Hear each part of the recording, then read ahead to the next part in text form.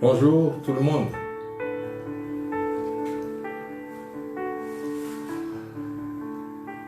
Excusez-nous pour ce léger retard parce que la réponse de l'internet n'est pas trop bonne.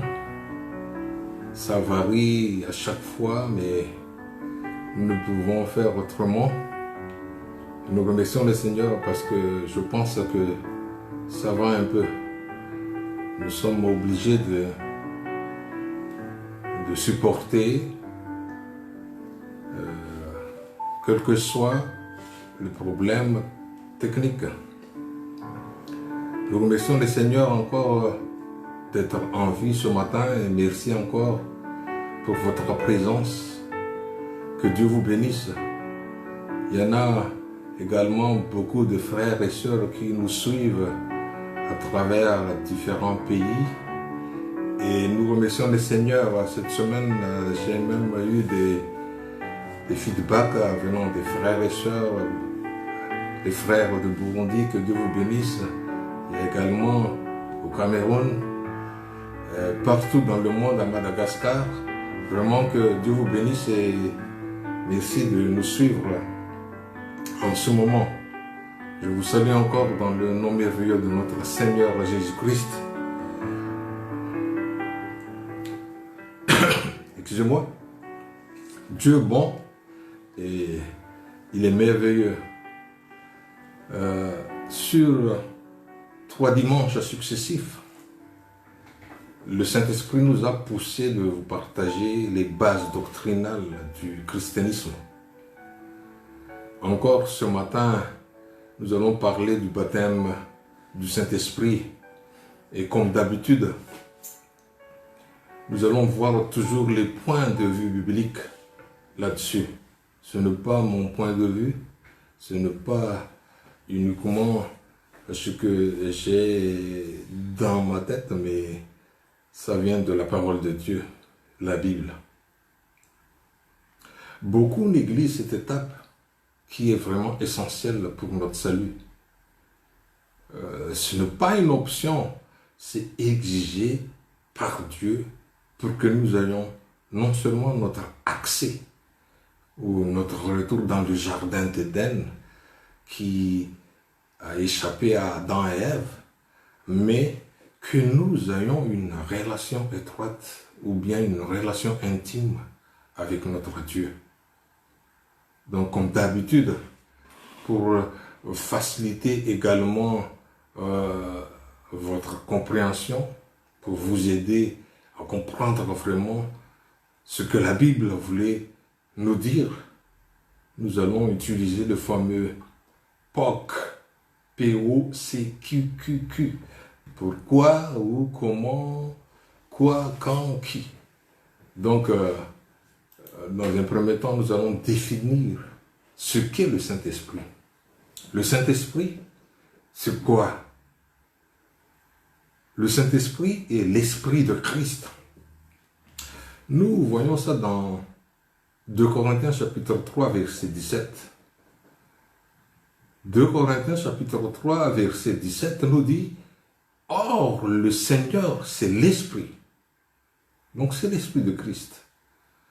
Dans Romains 8, verset 9, deuxième partie, Romains 8, verset 9, deuxième partie, il est écrit que si quelqu'un n'a pas l'Esprit de Christ, il ne lui appartient pas. Donc c'est une question d'appartenance.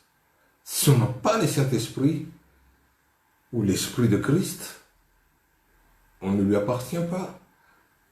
Ce n'est pas étonnant que le Seigneur a dit un jour, ce n'est pas ceux qui me disent Seigneur, Seigneur, Seigneur, qui entrent tous dans mon royaume, mais celui qui fait uniquement ma volonté, ou bien la volonté du Père.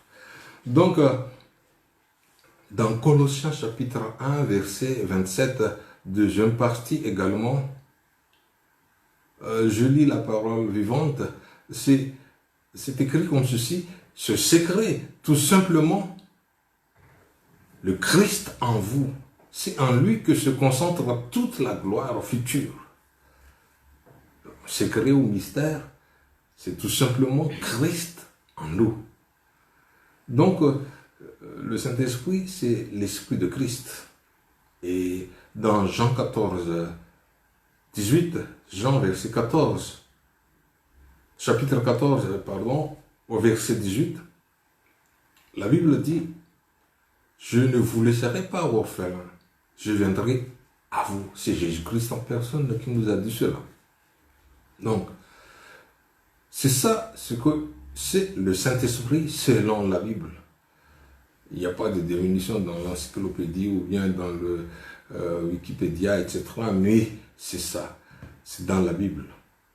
Et le baptême du Saint-Esprit, c'est la naissance d'esprit. Nous voyons ça dans Jean chapitre 3, verset 5, quand Jésus a parlé à un chef de synagogue appelé Nicodème. Jésus a dit, si un homme n'est né d'eau et d'esprit, il ne peut entrer dans le royaume de Dieu. C'est la naissance d'esprit, le baptême du Saint-Esprit. Et Paul nous a enseigné également dans 1 Corinthiens chapitre 12, verset 13. 1 Corinthiens chapitre 12, verset 13. Nous avons tous en effet été baptisés dans un seul esprit, etc. Et nous avons tous été abreuvés d'un seul esprit. Il n'y a qu'un seul esprit. Il n'y a pas plusieurs Saint-Esprits. Il n'y a qu'un seul. Et c'est l'Esprit de Christ, ou bien c'est Jésus en émanation. Jésus répandu en nous. Donc, Paul nous a dit encore une fois que c'est ça qui nous a fait enfants de Dieu. Romains chapitre 8, verset 16.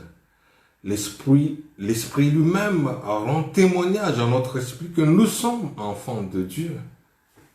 Quand nous recevons le Saint-Esprit, quand nous sommes baptisés du Saint-Esprit, c'est ça qui nous fait que nous sommes vraiment en lui, en Christ.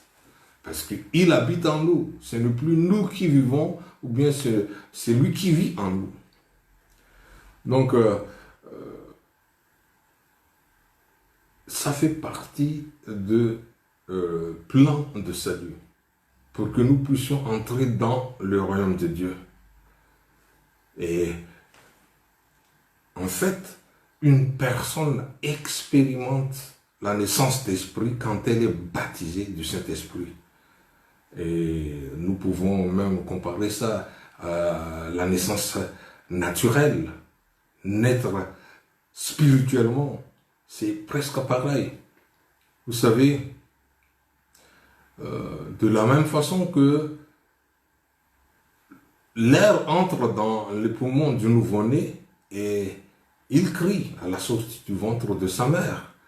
De même, le Saint-Esprit entre dans le cœur du nouveau-né de Dieu et il y a un signe également, c'est le parler en langue. Donc si on parle de baptême, comme je vous ai déjà enseigné dimanche dernier, que le baptême qui vient du mot grec baptizo, c'est plonger, tremper, immerger complètement. Quand on utilise cette terminologie, la Bible a dépeint cette expérience comme une immersion complète dans l'Esprit de Dieu. Donc, en même temps, la Bible décrit que la personne qui reçoit cette expérience est également remplie de l'Esprit. On prend l'exemple d'un conteneur, quand le conteneur est vide et ce conteneur est submergé dans l'eau. Il n'est pas uniquement entouré d'eau, mais pour que le conteneur puisse immerger, qu'il soit rempli d'eau. Donc, si le conteneur est à moitié rempli, il va toujours rester sur l'eau. Mais quand le conteneur est tellement rempli, ça va s'enfoncer, ça va être immergé dans l'eau. Voilà pourquoi, quand quelqu'un est rempli de cet esprit, il est tellement rempli dans son cœur et il y a un signe. Et ce signe, c'est le parler en langue. Nous allons parler de ça après. Mais donc, c'est ça, être baptisé du Saint-Esprit, ou bien naître de l'Esprit, ou bien recevoir le Saint-Esprit. Plusieurs terminologies, de mots qui peuvent nous signifier, mais c'est très important. Donc, pourquoi avons-nous besoin d'être nés d'Esprit? Pourquoi avons-nous besoin du Saint-Esprit pour être clair? Parce que, je viens de dire, c'est pour achever notre pas vers le salut. Le salut n'est pas complet si nous ne sommes pas baptisés du Saint-Esprit, si nous ne sommes pas remplis du Saint-Esprit. Comme j'ai dit tout à l'heure, une naissance charnelle est composée d'une conception et l'enfant se développe dans le ventre de sa mère, enveloppé d'eau, et l'enfant sortira de ce lieu en respirant l'air. Et il y a une vie, c'est la naissance naturelle. Le baptême, le salut également, c'est composé de la repentance, du baptême d'eau et du baptême du Saint-Esprit. Ça, c'est la naissance spirituelle. L'ordre peut différer d'une personne à une autre, mais le premier pas, c'est la repentance. Car la repentance prépare la voie à une relation personnelle avec Dieu et rend possible le baptême d'eau et le baptême du Saint-Esprit. Donc il n'y aura jamais du baptême du Saint-Esprit sans la repentance. Les gens peuvent baptiser d'eau parce qu'on peut forcer, parce que ça c'est l'homme qui le fait. Mais le baptême du Saint-Esprit, c'est Dieu qui le fait. Donc Dieu n'est pas un homme. On peut tromper Dieu par le baptême d'eau, mais on ne peut jamais tromper Dieu par le baptême du Saint-Esprit. Gloire à Jésus, parce que c'est lui qui est l'auteur et c'est lui qui est le donateur. Nous ne pouvons pas vivre spirituellement sans le Saint-Esprit. Pourquoi donc avons-nous besoin du Saint-Esprit? On ne peut pas vivre spirituellement. On ne peut pas interpréter la Bible selon la volonté de Dieu, selon Dieu. Parce que la Bible nous dit même que c'est spirituellement qu'on en juge. Dans Jean 14, 26, Jean chapitre 14, verset 26, nous parle de ceci. Gloire à Jésus. C'est l'Esprit qui nous guide en toutes choses. Donc, pourquoi aussi? C'est l'Esprit qui nous enseigne toutes choses. Nous avons besoin du Saint-Esprit parce que c'est le repos. Les gens parlent toujours du sabbat actuellement. Ça, c'est l'ombre des choses à venir. Vraiment que nous sommes déjà en 2020 et si nous n'avons pas encore reçu la révélation de Dieu sur le sabbat, ce n'est pas physiquement, ce n'est plus... J'entends toujours des gens qui disent qu'il faut même appeler le nom de Dieu selon selon les Hébreux, sinon on ne peut pas être sauvé. Tout ça, ce sont pour nous distraire. Nous savons maintenant que le nom de Dieu, c'est Jésus-Christ. Donc, dans Ésaïe 28, 12, il lui disait, voici le repos, laissez reposer celui qui est fatigué, voici le lieu du repos. Mais ils n'ont point voulu écouter. J'espère que vous allez écouter et que vous croyez. Parce que le Seigneur, même quand il a dit, venez à moi, vous tous qui êtes fatigués, chargés, je vous donnerai du repos. Matthieu 11, 28, on ne va plus lire, mais donc le Saint-Esprit nous fait savoir que le repos, il est le lieu de repos pour celui qui est fatigué. Donc, toi et moi, quand nous sommes fatigués, nous chargeons nos péchés. C'est un lourd fardeau que nous supportons tous les jours. Donc, nous déposons ça au pied du Seigneur. Et c'est là que nous trouverons du repos. C'est en recevant le Saint-Esprit. Il a dit également que c'est le consolateur. Dans Jean chapitre 16, verset 13, l'Esprit Saint.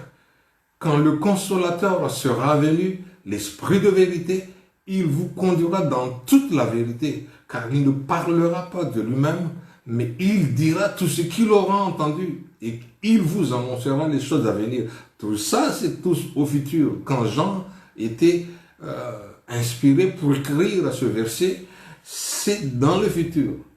Donc lui, à ce temps-là même, Jean n'était pas encore rempli du Saint-Esprit, mais c'est le Saint-Esprit qui l'a inspiré. Donc, il a dit que l'Esprit de vérité, quand il viendra, il vous conduira dans toute la vérité. Donc l'Esprit de vérité nous fait connaître les choses à venir. Donc, beaucoup d'interprétations mauvaises de la Bible. Gloire à Dieu. C'est une puissance également qui nous est nécessaire pour partager l'évangile ou bien pour être témoin du Seigneur. Beaucoup de gens actuellement, c'est dommage. Voilà, il y a beaucoup de gens qui cherchent à entrer dans ce ministère, à faire l'œuvre de Dieu. Ils connaissent quelques versets dans la Bible et déjà il est pasteur, il est prophète, et il est apôtre. Frères et sœurs, voilà pourquoi les gens méprisent même le christianisme. Parce que quand ils n'ont pas d'argent, quand ils ne trouvent pas du travail, c'est plus facile d'être homme de Dieu ou bien d'entrer dans ce ministère pour avoir beaucoup d'argent. Mais laisse-moi vous dire, si Dieu ne vous appelle pas, n'allez pas vraiment prendre le risque de faire ce ministère parce que vous serez vraiment traité durement. Ok, donc c'est une puissance pour témoigner Jésus-Christ. Actes chapitre 1, verset 8, nous avons eu le temps d'en parler plusieurs fois dans le passé. Mais vous recevrez une puissance, le Saint-Esprit survenant sur vous, et vous serez mes témoins à Jérusalem, dans toute la Judée, dans la Samarie et jusqu'aux extrémités de la terre. Quand Dieu appelle quelqu'un, il pourvoit d'abord le Saint-Esprit. Et quand vous êtes rempli du Saint-Esprit, vous êtes vraiment apte de faire ce qu'il vous demande de faire. Le Saint-Esprit aussi nous aide à comprendre que c'est une promesse que nous serons ressuscités. Quand nous avons le Saint-Esprit, n'ayez pas peur. Même si maintenant il y a une maladie qui nous attaque, ou bien c'est comme coronavirus, non, nous n'avons pas peur. Pourquoi? Parce que quand nous sommes remplis du Saint-Esprit, il y a en nous l'esprit de résurrection. Après la mort, nous allons être ressuscités. Romains chapitre 8, verset 11. Romains 8, verset 11. Et si l'esprit de celui qui a ressuscité Jésus d'entre les morts habite en vous, celui qui a ressuscité Christ d'entre les morts rendra aussi la vie à vos corps mortels par son esprit qui habite en vous. Gloire à Jésus. Alléluia. Oui, bon, beaucoup de raisons pourquoi nous avons besoin du Saint-Esprit. Il y a encore, sans le Saint-Esprit, nous ne savons pas vraiment prier Dieu. Parce qu'il y a des choses que nous pensons que c'est correct, il n'y a pas besoin d'en parler à Dieu, mais c'est le Saint-Esprit qui intercède en notre faveur. Dans Romains chapitre 8, verset 26, Romains 8, verset 26, de même aussi l'Esprit nous aide dans notre faiblesse, car nous ne savons pas ce qu'il nous convient de demander dans nos prières. Mais l'Esprit lui-même intercède par des soupirs inexprimables. Vous voyez? On parle là de soupirs inexprimables. qui nous donne l'assurance que l'Esprit nous aide même à prier par intercession. Gloire à Jésus. Donc, pourquoi encore avons-nous besoin du Saint-Esprit? Vous voyez que c'est beaucoup de choses. L'Esprit du Seigneur érigera un standard. Alléluia. L'Esprit du Seigneur érigera un standard qui nous protège de l'ennemi. Alléluia. C'est Ésaïe 59, 19. Ésaïe 59, 19. On craindra le nom de l'Éternel depuis l'Occident et sa gloire depuis le soleil levant. Quand l'adversaire viendra comme un fleuve, l'Esprit de l'Éternel lèvera l'étendard contre lui. C'est l'Esprit qui nous protège de l'ennemi. Gloire à Dieu. Vous savez, quelqu'un qui est en prière, l'ennemi, en prière, vraiment en prière, en relation intime avec Dieu, le diable ne peut même pas venir auprès de lui distraire. C'est très important, il y a un étendard, il y a une ligne rouge que l'ennemi ne peut pas franchir. Pourquoi nous avons encore besoin de l'Esprit? C'est un sceau d'auteur sur nous que Dieu nous a donné. Romains chapitre 8, verset 9. Romains chapitre 8, verset 9. Pour vous, vous ne vivez pas selon la chair, mais selon l'Esprit. Si du moins l'Esprit de Dieu habite en vous. Si quelqu'un n'a pas l'Esprit de Christ, il ne lui appartient pas. C'est un sceau de Dieu.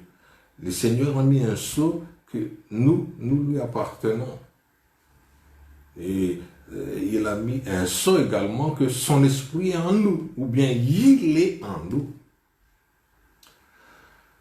On peut toujours continuer, c'est le Saint-Esprit, bien le baptême du Saint-Esprit nous identifie avec Christ dans sa résurrection. La nouvelle naissance, ça nous place en Christ. Et seulement lorsque nous sommes membres de son corps, pouvons-nous avoir l'espérance de la première résurrection, comme j'ai dit tout à l'heure, l'enlèvement de l'Église, dans 1 Thessaloniciens chapitre 4, verset 16. 1 Thessaloniciens chapitre 4, verset 16. Car le Seigneur lui-même, en un signal donné à la voix d'un archange et au nom de la trompette de Dieu, descendra du ciel. Et les morts en Christ ressusciteront premièrement.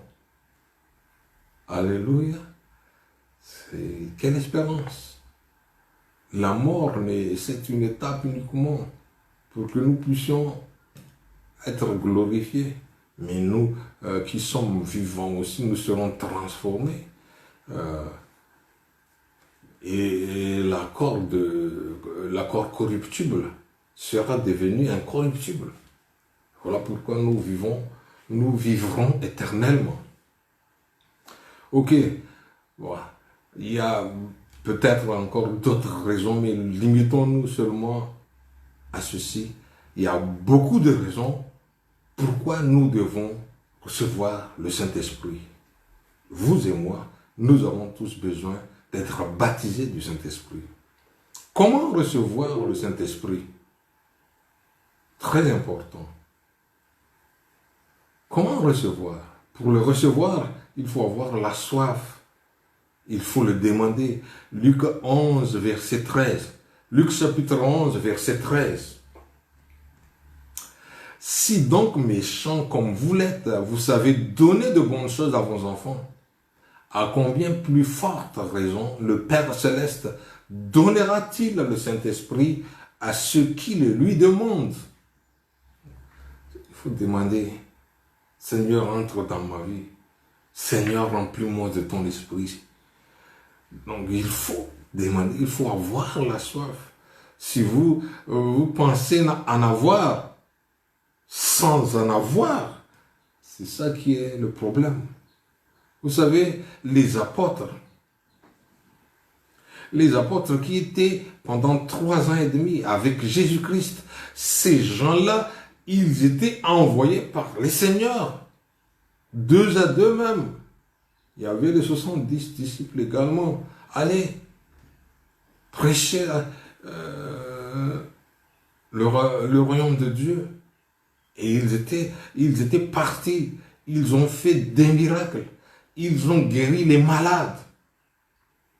Mais ils ne sont même pas remplis du Saint-Esprit, ou bien ils n'ont même pas reçu le Saint-Esprit. On peut faire des miracles, on peut faire beaucoup de choses sans en avoir l'Esprit Saint. Pourquoi? Parce qu'on peut être avec l'Esprit de Dieu, peut nous accompagner. Mais l'Esprit de Dieu n'est pas en nous. C'est ça la différence. Avec quelqu'un, et ce quelqu'un en nous, c'est différent. Vous savez, avant le jour de Pentecôte,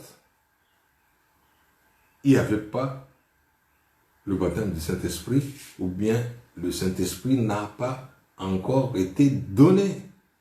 Le Saint-Esprit peut habiter dans la vie d'une personne, dans l'Ancien Testament, ou même chez Jean-Baptiste. Nous prenons l'exemple de Jean-Baptiste, il était rempli du Saint-Esprit dès le sein de sa mère. Dans Luc 1, verset 15. Dans Luc 1, verset 15, il est écrit, « Car il sera grand devant le Seigneur. Il ne boira ni vin, ni liqueur enivrante. Il sera rempli de l'Esprit Saint dès le sein de sa mère. » C'est Jean-Baptiste, dans le Nouveau Testament, c'est lui qui était dit que il était rempli du Saint-Esprit, mais dès le sein de sa mère. Il n'a pas reçu le Saint-Esprit, il n'était pas baptisé du Saint-Esprit, mais il était rempli du Saint-Esprit dès le sein de sa mère. Il est grand.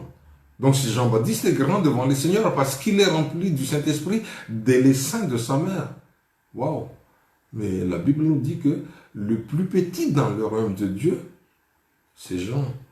Il est le plus petit même dans le royaume de Dieu, parce que celui qui est rempli du Saint-Esprit est plus grand que lui. Matthieu 11, 11. Matthieu chapitre 11, verset 11. Je vous dis en vérité, quant à ceux qui sont nés des femmes, il n'en a pas été suscité de plus grand que Jean-Baptiste. Waouh! C'est Jean-Baptiste qui est plus grand. Jusqu'à son temps, jusqu'à sa venue, jusqu'à ce qu'il est. C'est ce que la Bible dit. Entre ceux qui sont nés de femmes, il n'en a pas été suscité de plus grand que Jean-Baptiste. Toutefois, celui qui est le plus petit dans le royaume des cieux est plus grand que lui. Quand nous entrons dans le royaume des cieux, c'est-à-dire quand nous sommes nés de nouveau, c'est-à-dire quand nous sommes remplis du Saint-Esprit, nous sommes plus grands que Jean-Baptiste. Donc, voilà pourquoi, avant le jour de Pentecôte, il n'y a point de baptême du Saint-Esprit. Pourquoi aussi? Parce que Jésus-Christ nous a dit ceci. Comme je vous ai déjà dit peut-être, mais dans Jean 16, 7, Jean chapitre 16, verset 7, c'est Jésus en personne qui nous l'a dit. Cependant, je vous dis la vérité, il vous est avantageux que je m'en aille, car si je ne m'en vais pas, le consolateur ne viendra pas vers vous. Mais si je m'en vais, je vous l'enverrai. Jésus-Christ ne peut pas être à la fois sur la terre, charnellement, physiquement, et faire descendre le Saint-Esprit également. Gloire à Jésus.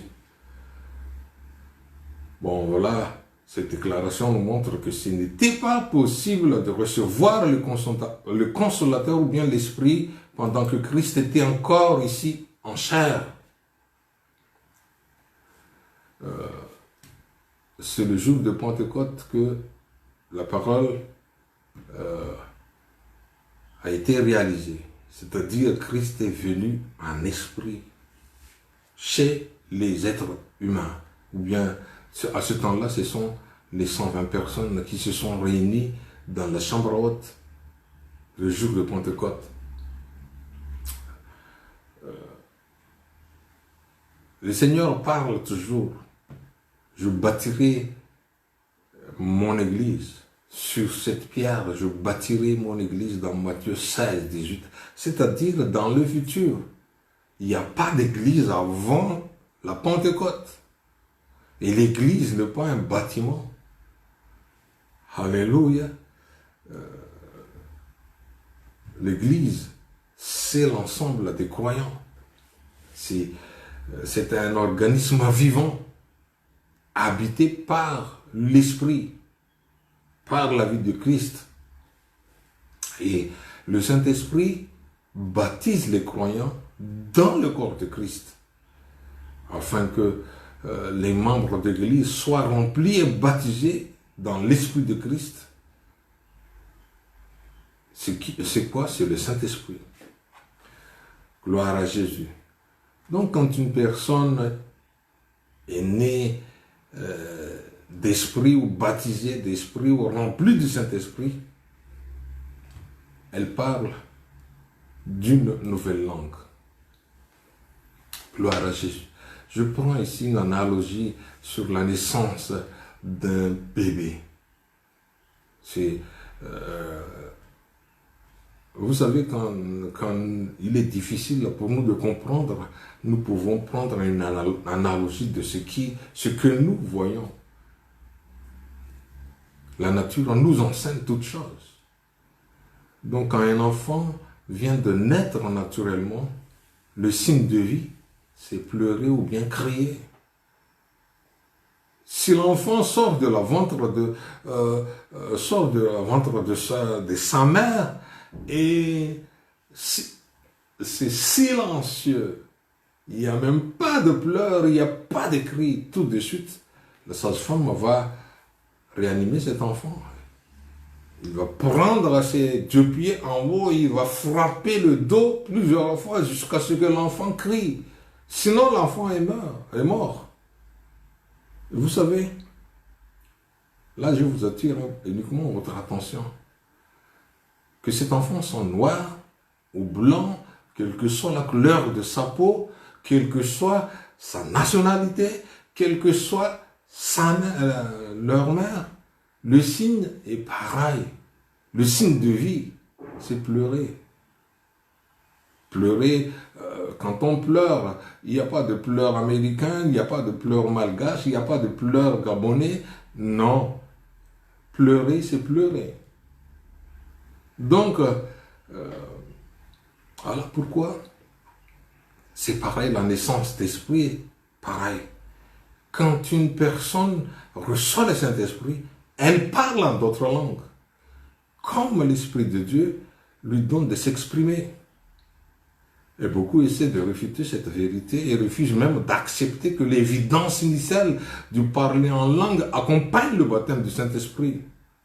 Mais l'Écriture vraiment nous parle, le témoignage des Écritures est indiscutable. Vraiment, l'Écriture nous fait des rapports comme ceci. C'était d'abord prophétisé. Dans Ésaïe 28, 11, la venue du Saint-Esprit est prophétisée. Dans l'Ancien Testament, c'est par des hommes aux lèvres balbutiantes et au langage barbare que l'Éternel parle à ce peuple. Voici le repos. Donc, même Jésus en personne, quand il était sur la terre, il a parlé également que les langues constituent des signes qui accompagneront ceux qui auront cru. Si vous croyez en Jésus-Christ, vous serez remplis du Saint-Esprit, et le signe qui fait connaître que vous êtes remplis du Saint-Esprit, c'est le parler en langue.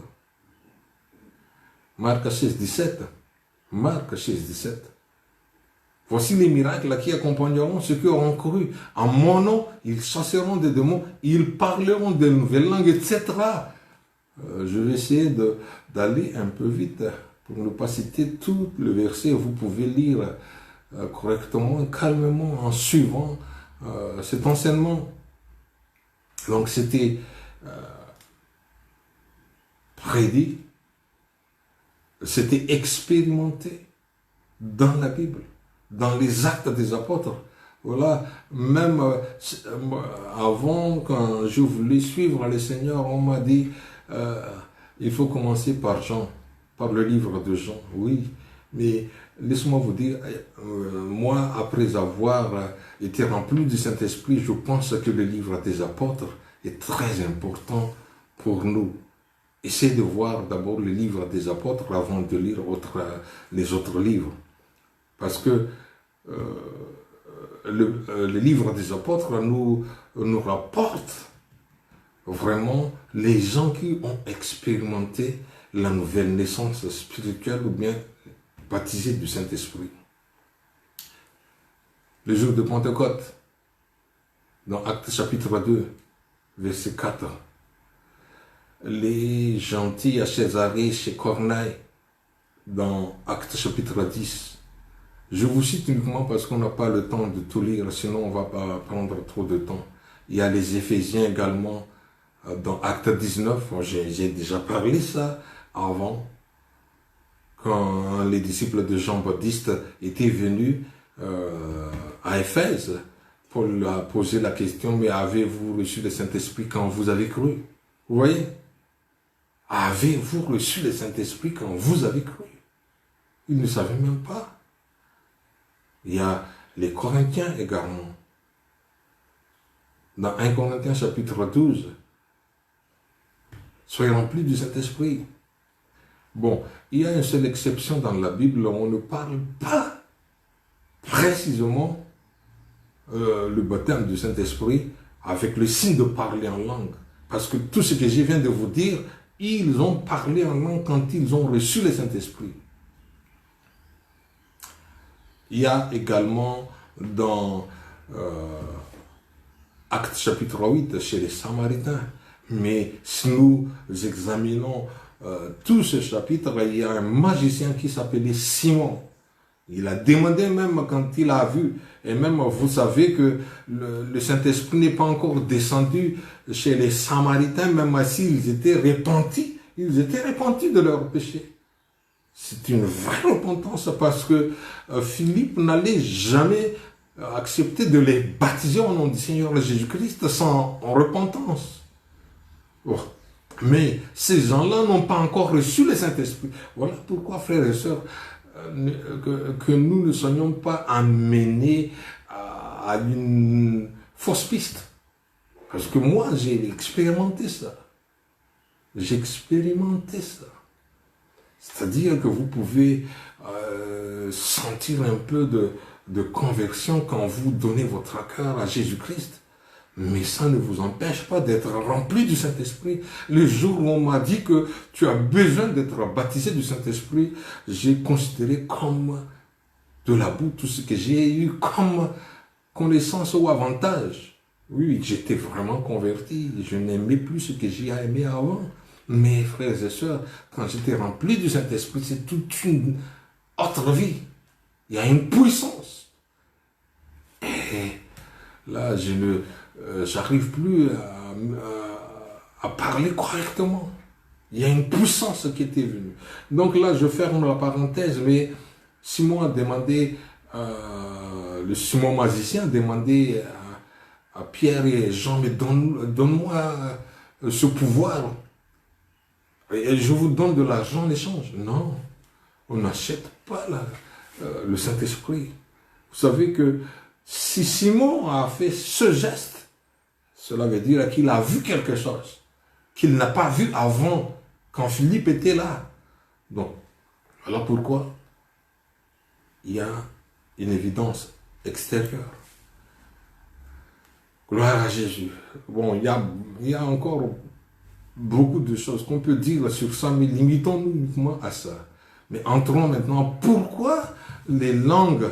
Pourquoi Dieu a utilisé les langues? Parce que c'est pour contrôler totalement la personne. La langue, c'est un contrôle total.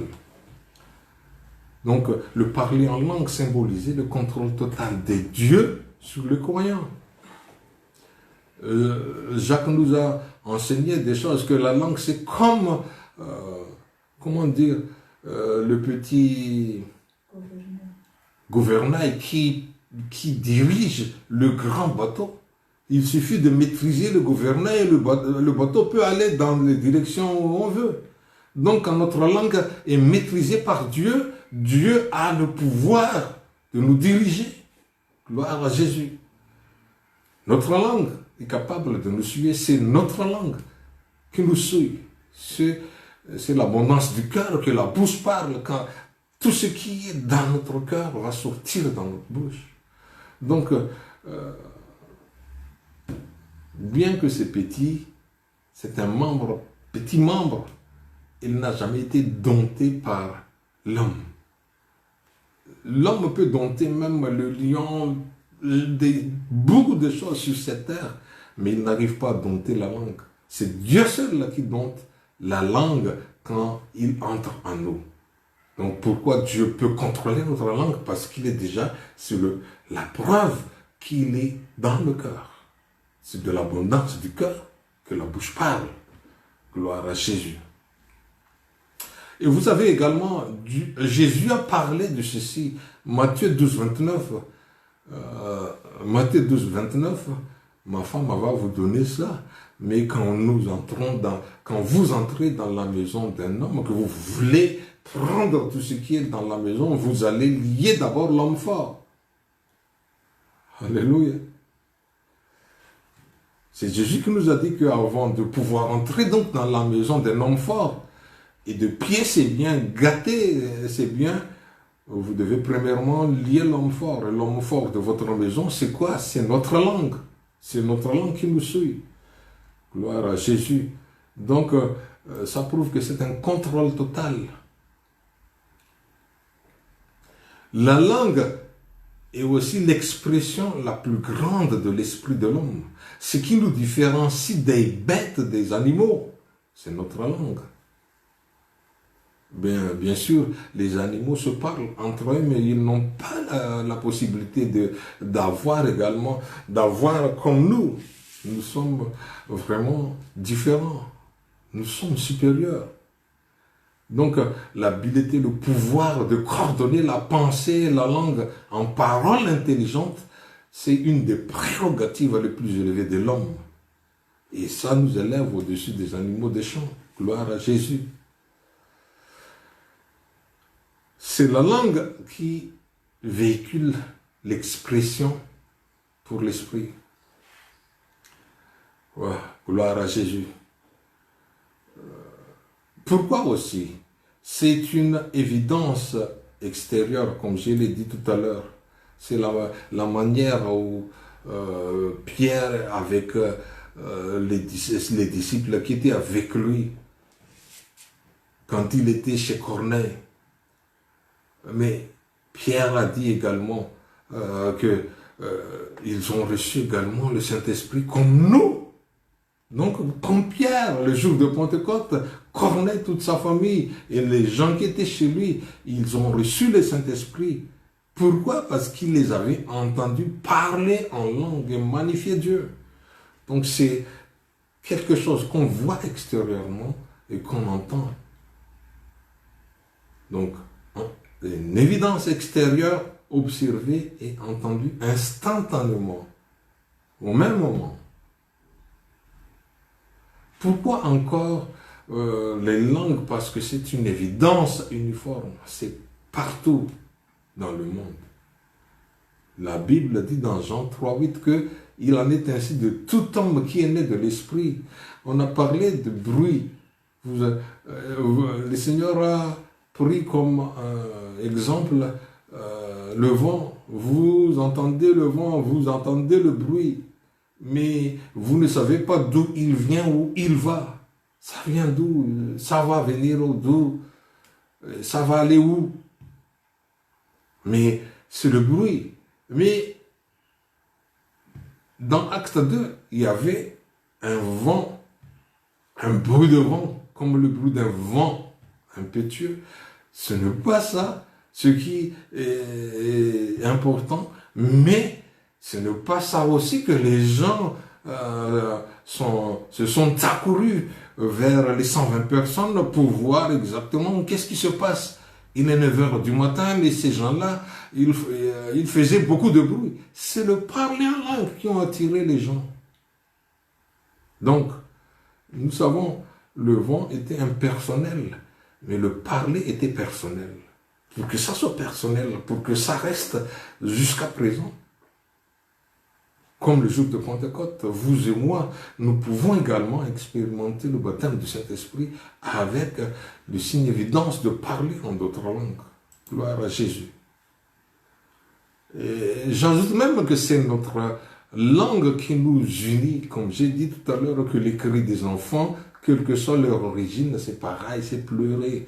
Donc, quand quelqu'un est né en Christ, c'est parler en d'autres langues. Ce sont des langues qu'on n'a jamais appris, mais que le Seigneur nous fait parler. Bon, je ne suis pas du tout d'accord avec les gens. Allons, parlons en langue. Et ils commencent. Et il y a même des gens qui parlent des langues pour chasser les diables. Ça, c'est une parenthèse, je n'entre pas. Peut-être si vous voulez savoir, on peut parler ça personnellement et en message privé. Mais dans Genèse 11, verset 9, Genèse chapitre 11, verset 9, c'est pourquoi on l'appela du nom de Babel, car c'est là que l'Éternel a confondu le langage de toute la terre, et c'est de là que l'Éternel les dispersa sur la face de toute la terre. Le Seigneur a pris notre langue pour nous disperser. Pourquoi? Parce que l'humanité a fait des choses que Dieu ne veut pas. C'est atteindre Dieu.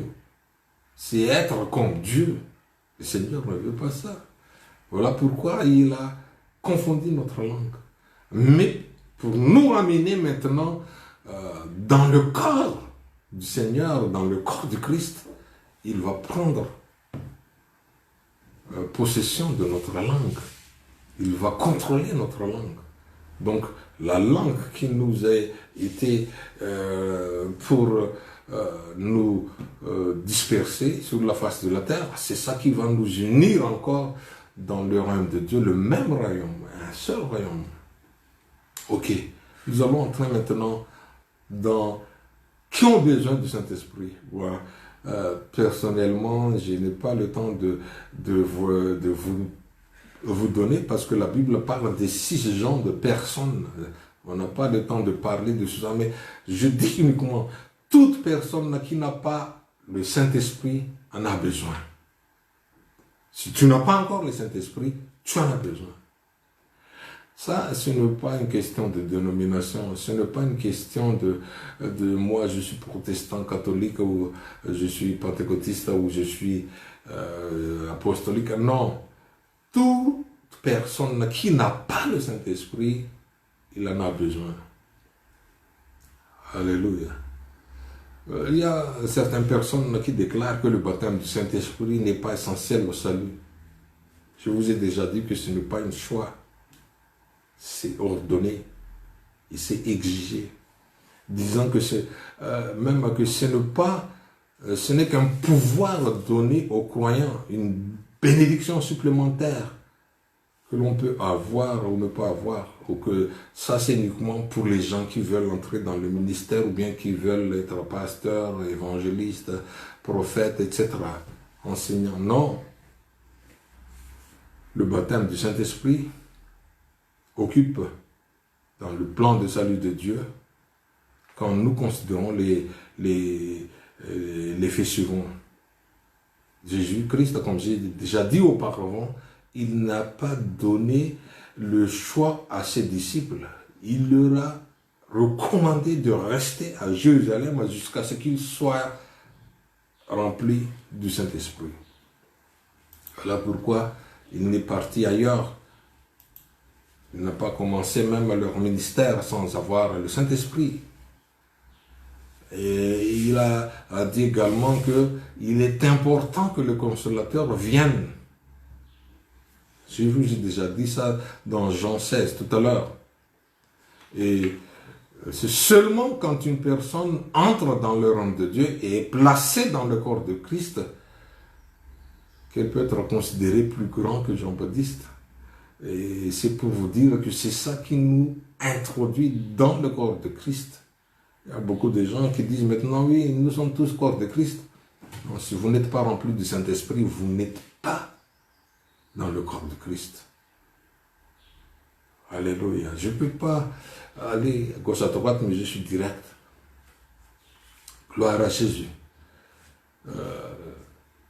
L'apôtre Paul même nous a dit que nous sommes sauvés par le baptême de la régénération et le renouvellement du Saint-Esprit dans Tite 3, verset 5.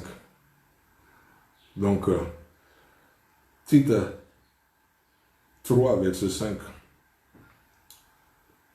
Il nous a sauvés par le baptême de la régénération et du renouvellement du Saint-Esprit. Gloire à Jésus. Donc, il est impossible de recevoir Christ à une occasion et de recevoir l'Esprit à une autre occasion. Parce qu'il n'y a qu'un seul Esprit. Et quand nous sommes baptisés de l'Esprit, nous recevons Christ dans nos vies. Quand dans Apocalypse 3:20, Christ frappe à la porte. Alléluia. Quand il frappe à la porte, il est encore à la porte. Mais quand il entre dans notre cœur, c'est là que nous sommes baptisés du Saint-Esprit. Et c'est là seulement le commencement d'une vie spirituelle. Ce n'est pas une expérience pour quelques élus seulement. Ce n'est ni une expérience après conversion.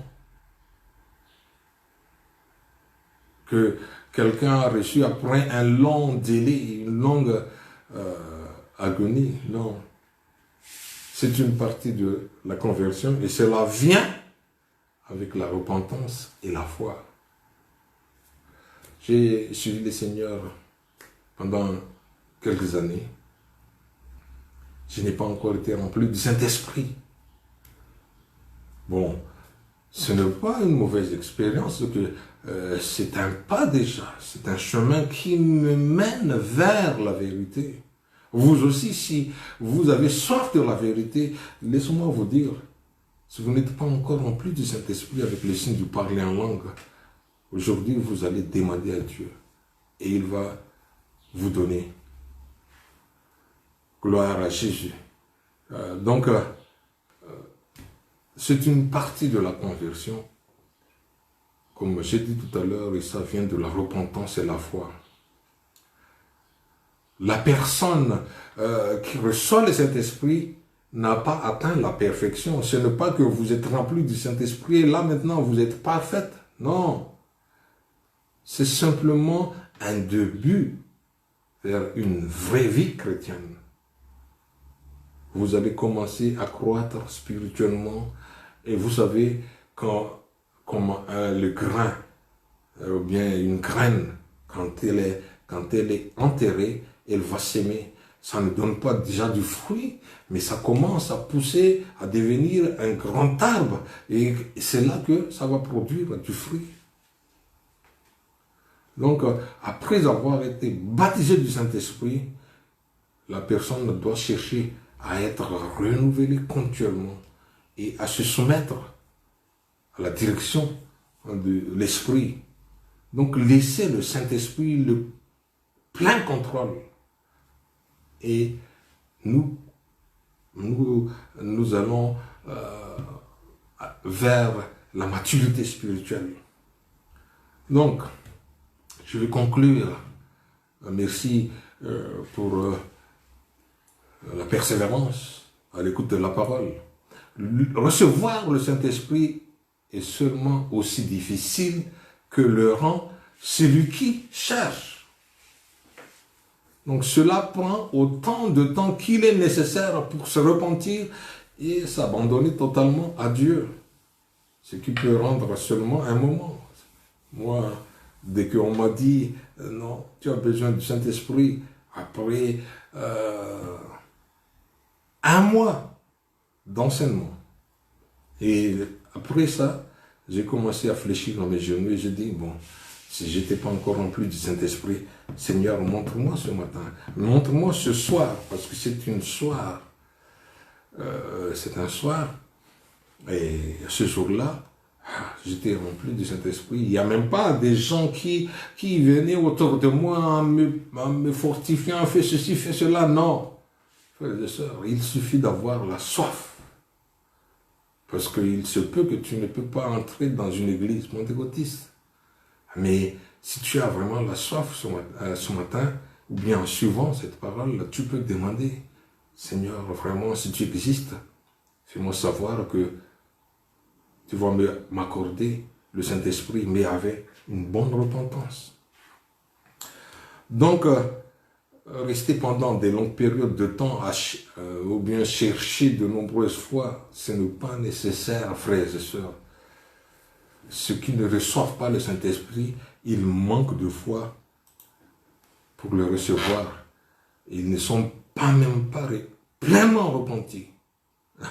Il y a des gens, moi j'ai déjà vu des gens qui fait semblant de parler en langue parce qu'on exige par exemple, peut-être ce n'est pas qu'on exige, moi je n'exige pas que les gens parlent en langue.